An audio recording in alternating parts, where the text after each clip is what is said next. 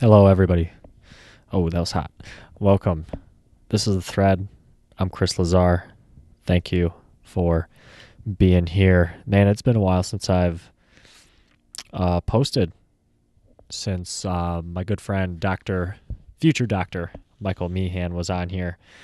And we got into it for a couple hours, delving in the football and stuff. And it's been a while since I posted. There's somewhat of a reason for it.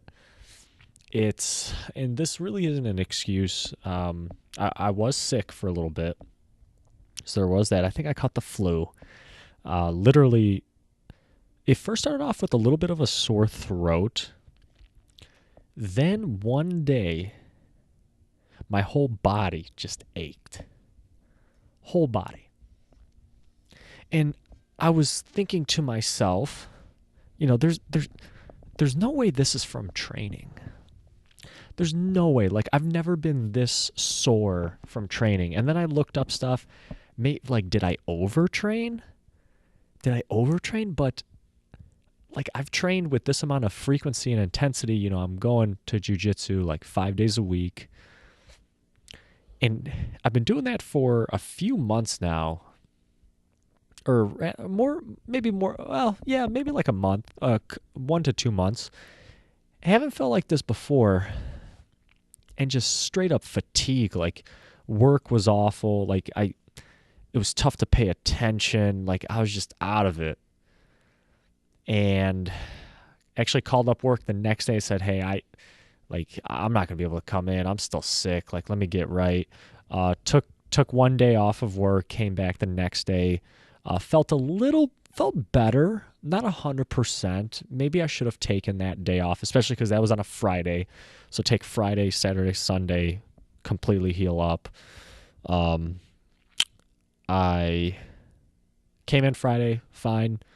Took the weekend, Friday night, Saturday, Sunday to heal up. No training whatsoever. Got back after it this past Monday and pretty much went on my schedule. Trained hard yesterday, trained today, swung the sledgehammer today. It was great. Out there in the frigid fucking cold of Michigan where it was gusts. Every time you hear the weather person talk about gusts, don't you think of like Pidgeot and like the gust attack or like wing attack and that little fucking whirlpool? More so a tornado. Okay, tornado. This isn't Gyarados, all right? You got the fucking tornado comes flying at you. Your Pikachu fainted. Ash ran out of Pokemon. Ash blacked out. It's like, bitch, use your legs. Run away. Like, you're going up against a Geodude. It's a fucking rock. Speed of 5. Just put on those goddamn Converse sneakers, Ash, and get the hell to Vermilion City. Come on.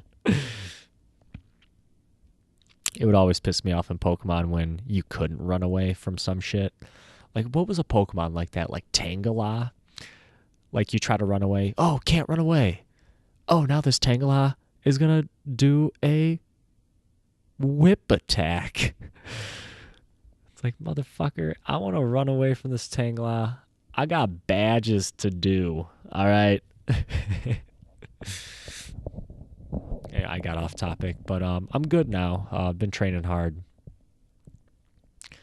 Yeah, pretty much that flu. I'm pretty sure it was the flu. Body aches was like the main thing I was dealing with. A little bit of a cough, but no congestion. A little bit of a headache. Just lots of fatigue. But I'm happy to be back. But that's really not an excuse. I had time. It's almost been like 2 weeks since I've posted. And there is a small reason for that. Podcasting has not been my main focus. In these recent times, got sick. That's a part of it. But another part of it is I've been looking at apartments, and I am hopefully moving out very, very, very soon here. Very, very, very soon. Took a look at a couple places with one of my boys on Saturday. One of them is in consideration. The other one, a little bit out of my budget. And I'm taking the day off this Wednesday to look at apartments. Just spending kind of the whole day, really. Take the whole day, or as much of the day. Some of these places only have office hours, pretty much 9 to 5. So, but you know what? Take the day, go look at like a handful of places, and then from there, just do it. Just make a decision, and just do it. Like I've put it off for a while. I'm sick of waiting, and it's just time. It's time. As my dad has told me in the past, I forget the author, but they interviewed somebody on right around when the Berlin Wall came down, and they asked this author, journalist, whatever, why did the wall come down? What's the reason for it? And they just said, you know what? It was just time. It was just time. And it's time for me right now to move on. But there's certain things that I'm looking for in an apartment. 4 or 5 things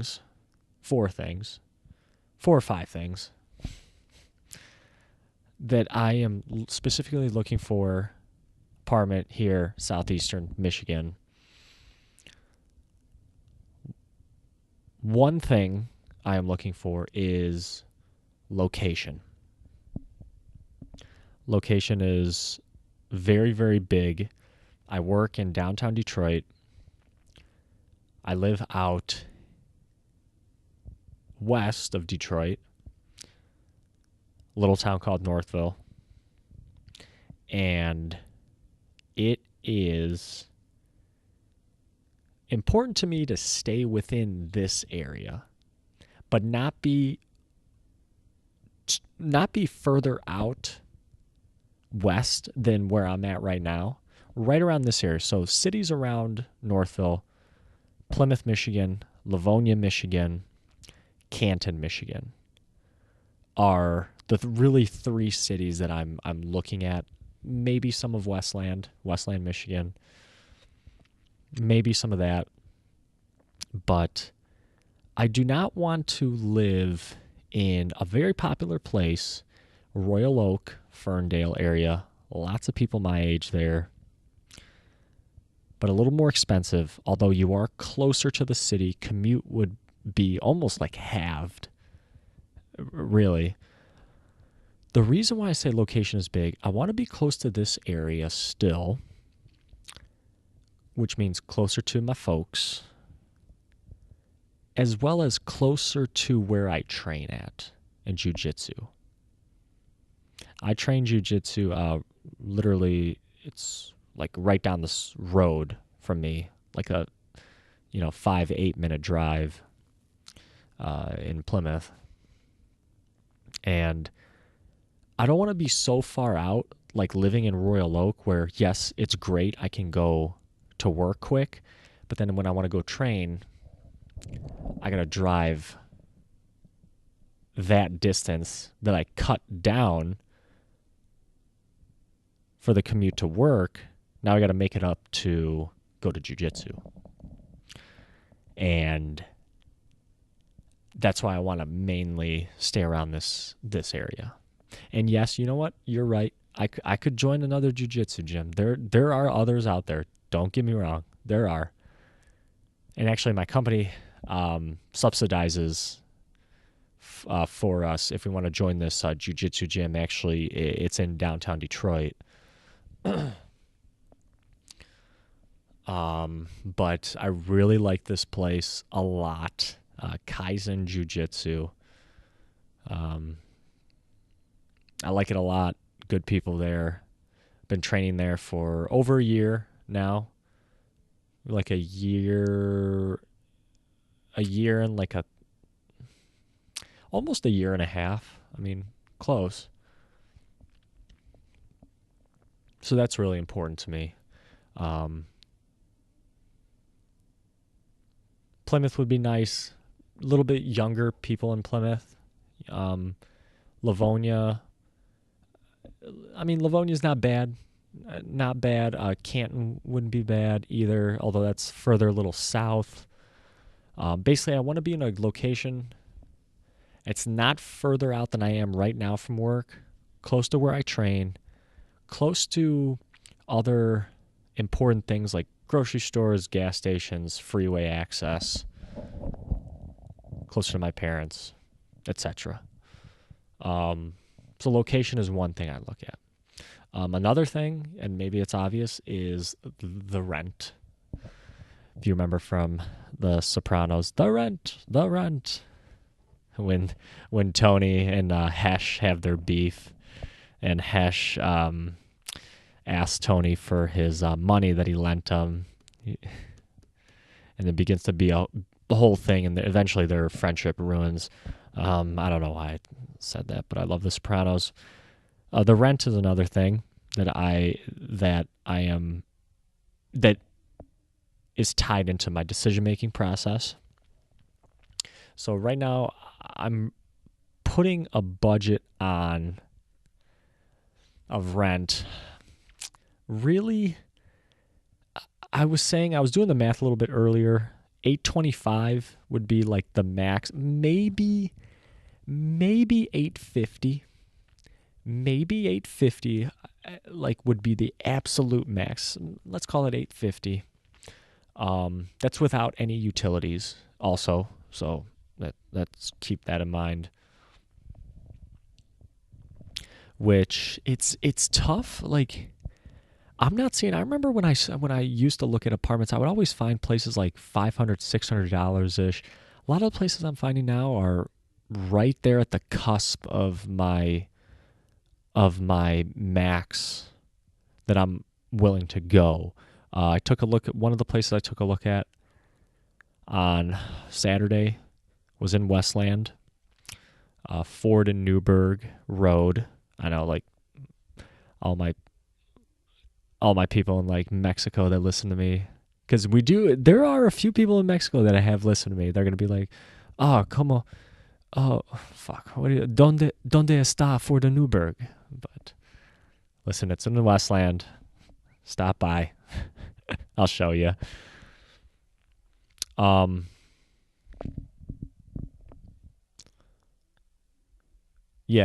Ford and Westland.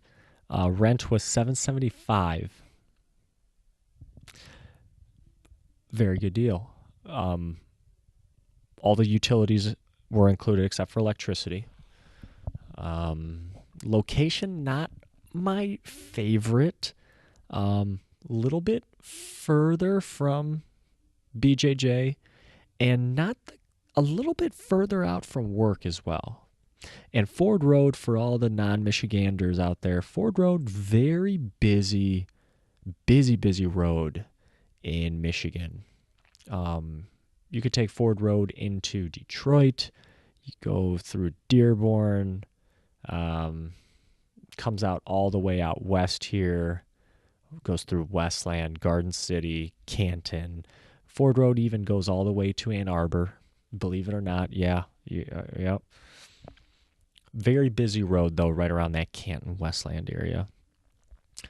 That's my main concern, is the location, but the price is right. Space is good. It really isn't bad. Washer and dryer not in the unit, though. It's another thing that we might talk about. So yeah, I remember looking at apartments in the past. I could find places for like $500 a month. $500 a month. Granted, they were rooms that people were renting out in their homes. I remember looked at 2 apartments where people were subletting their extra one room in the apartment for like $500, $600, and you pretty much split the utilities, pretty much. That would have been a good situation. But both of those, the one guy, really cool dude. I would have totally have dug living there. His landlord wouldn't let would only allow him to rent out that room to somebody else who lived in the complex, and that's what he did. The other guy, I was all set like to tell him like, yes, let's do this, and then he went with somebody else, and I was like, damn, you motherfucker. Maybe it was for the best though, but a lot of these places I'm looking at too, 1 bedrooms. If there was any studios out there, I would take studios as long as it fulfills all these other things that I'm looking at. But I've really only been able to find 1 bedrooms that are available right now. It's not bad, just a little more. If a studio does pop up though, hell yeah, cost effective. I don't need a lot of space. It's just me. So location, one thing I look at. Rent, another thing that I look at when I've been looking at apartments. Another thing, safety. Got to be safe.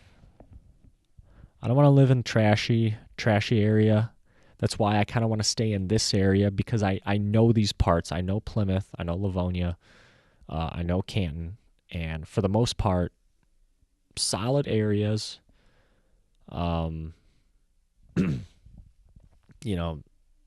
Sure, there's going to be like shit that happens, and a bunch of ding-dongs are in every city. But for the most part, relatively safe. Yes, there are maybe the eastern parts of Livonia, right around 96, where, yes, it touches Redford. I'm not talking shit about Redford, but hey, Redford, I mean, come on. It's Redford. Redford touches Detroit, so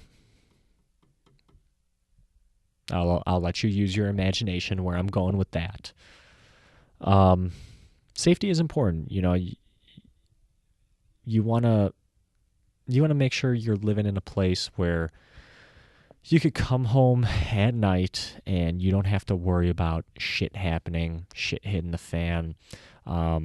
Yes, as my one buddy Jake, who's been on the podcast, we got to get him back on, by the way. I'm going to write that down.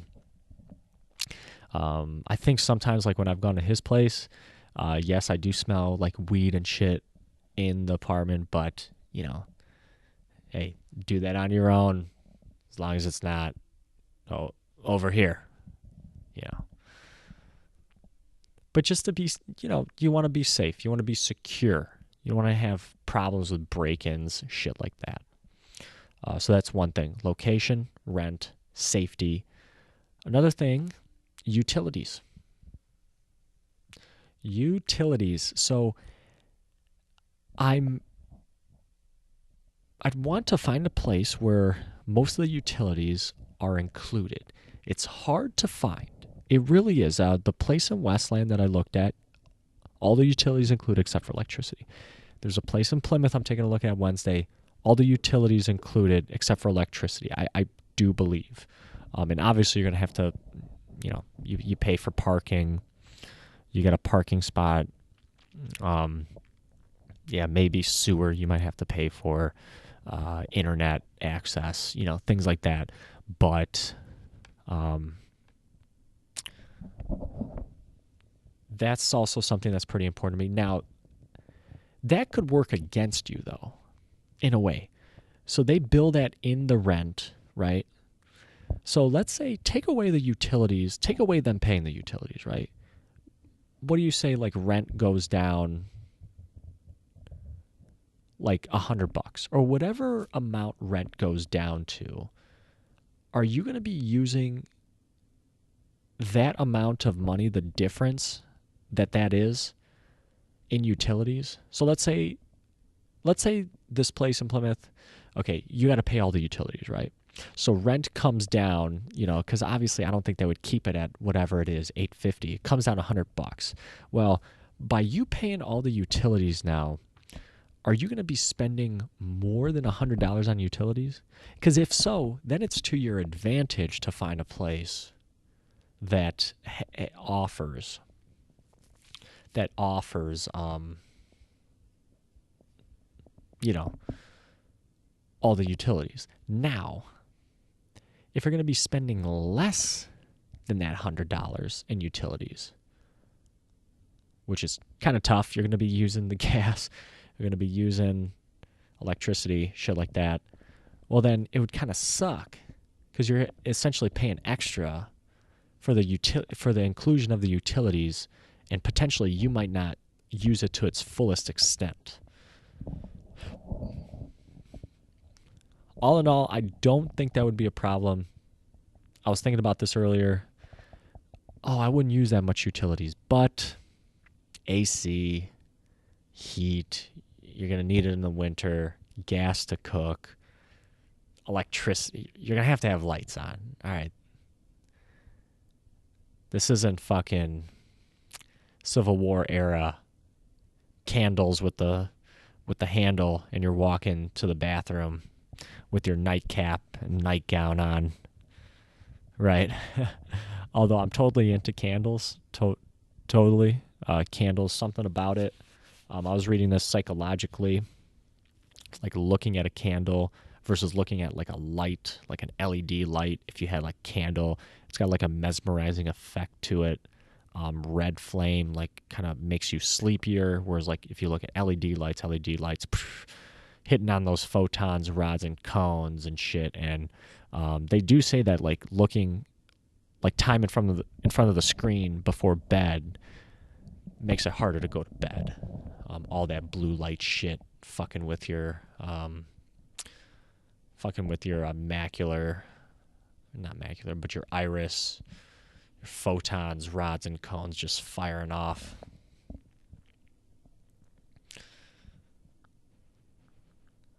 So yeah, utility is very important. What do we have here? Location, rent, safety, utilities, and how about just reviews? Last thing, reviews. What I have found is that a lot of reviews for pretty much all of the places I took a look at are bad. Bad reviews. I don't want that to stop me, though, because I do believe this, and I don't have data to back this up, but most people who write reviews, they have a negative experience. Because think about it. If you have a great experience, I just feel like you're less likely to leave a comment, leave a review. Because in your mind, you don't think about it because it's almost like you're expecting it, right? It's almost kind of like you expect to be treated well, have the property maintained, great service. So when it happens to you, there is no like net like loss or gain in magnitude in your brain, right? Of whatever dopamine hit you get, serotonin hit you get. It's just stable. Like, this is what I expect. But now when you do have that magnitude change and there is a negative experience that happens to you, right? So you go from neutral to like -4 on your what the fuck just happened scale. And that difference in magnitude of that vector, I'm using big words here, I know, is going to cause you to write a bad review for them. And maybe, you know what? Maybe you're right. Maybe before in the positive example I talked about, maybe you have such a great experience where that magnitude is so high that, yes, it's going to cause that difference there from your neutral state to the, oh my God, I had such a positive experience, I need to write about this. Maybe that would cause you, to write a review. Amos Tversky and Danny Kahneman talked about this in Thinking Fast and Slow. Something about utility, and humans are more prone to like the negative or like I think he calls it loss aversion. So like people think that a loss hurts more than a gain. Then a loss hurts more than how good a gain would feel. If you know what I'm saying. We're going to have the podcast about that. I read that book, Thinking Fast and Slow. Great book. It's been a while since I've read it. I'd almost have to reread it. Very good book. Actually, I bought it for my dad for his Christmas one year. Very good book. And any book that Nassim Taleb likes is a book that you should probably read. Another book Nassim Taleb likes is What I Learned Losing $1 Million. I feel like it's not a very well-known book, but it's a humbling book. I told this to Mark. Explaining the story of Jesus. This was in the book of Luke. He's telling a story about a tax collector and a Pharisee. And he says the tax collector goes up in the church or whatever, tells the Lord, "Oh, look how great I am. I fast, I pray. I'm a great man." The tax collector goes up to the Lord and says, "Lord, forgive me, for I have sinned." And they go back, and God blesses the tax collector, not the Pharisee. Even though the Pharisee said, "Oh, look at how great I am. I'm fasting for you. I'm working in the community. I got a job, and I pray 3 times a day." But he chose to bless the tax collector because he who exalts of himself will be humbled, and he who humbles himself will be praised. So basically, check yourself before you wreck yourself. How did we get on this subject? Humble. Danny Kahneman. Danny Kahneman, What I Learned Losing $1 Million. I'm going to try to get that author's name for y'all. It was an interesting book. I read it when I was younger, so it didn't really kind of, there's some books that I read when I'm younger that I don't really, I read it and I get it, but I don't get it really because I'm not mature enough. I feel like if I were to read that book today, it would have a different meaning for me. Let's wrap it up there. Guys, thank you. I got to get back on the wagon. No excuses. I got to give you guys content. My things that I look for